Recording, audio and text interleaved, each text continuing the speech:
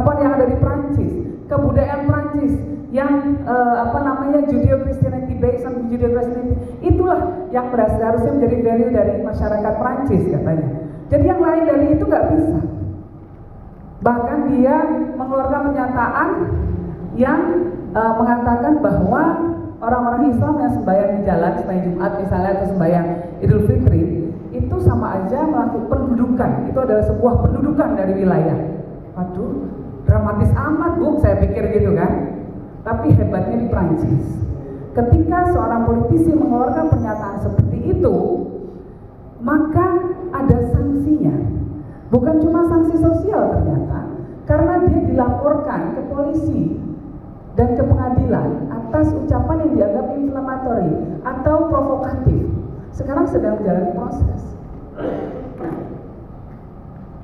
Kalau kita lihat trennya di dunia pun seperti ini, violence or threat of violence to enforce religious norms di mana-mana naik semua. Abuse of religious minorities terjadi juga sama, naik trennya semuanya di dunia, bukan cuma di Indonesia. Seperti ini loh backdropnya dunia. Ya.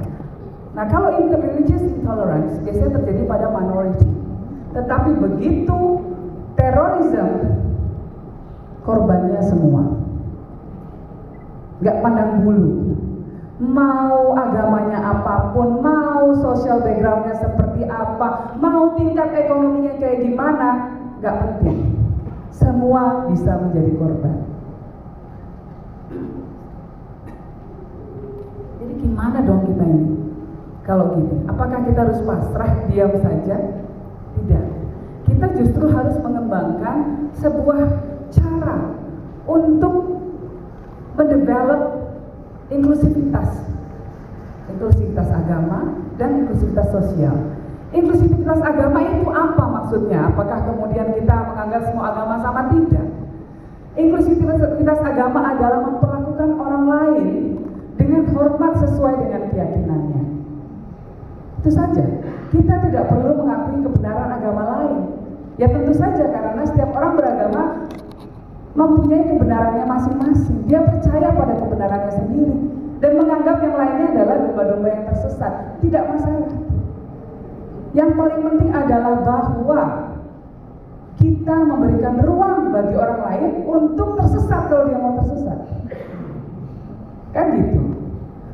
Nah, itu inclusivity.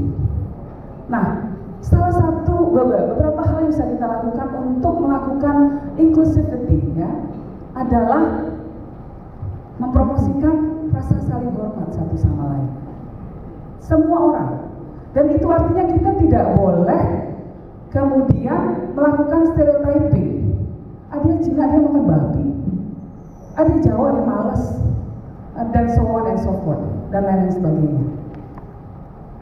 Ya kan? Nah, janganlah kita terjebak pada stereotyping. Nah, itu susah sekali kita lakukan karena kadang-kadang kita melakukan itu tanpa sadar. Tetapi inilah yang kemudian membuat division in our society and in the world. Makanya Donald Trump juga bilang orang Meksiko itu isinya cuma rapist sama thieves katanya, pemerkosa sama maling. Itu stereotyping. Mungkin ada 1-2 kasus orang hitam isinya cuma drug sama kriminal aja, itu stereotyping. Nah, kita di Indonesia tidak boleh terjebak pada hal-hal semacam itu. Lalu, kohesi komunitas jelas harus kita lakukan secara sadar. Ya, secara sadar kita harus mempromot kohesi komunitas kita, sosial kita. Tidak bisa kemudian kita hidup sendiri-sendiri saja.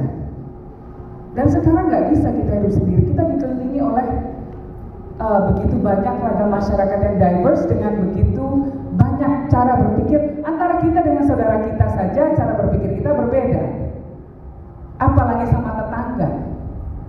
Nah, untuk bisa membangun kohesi sosial kita harus membangun understanding.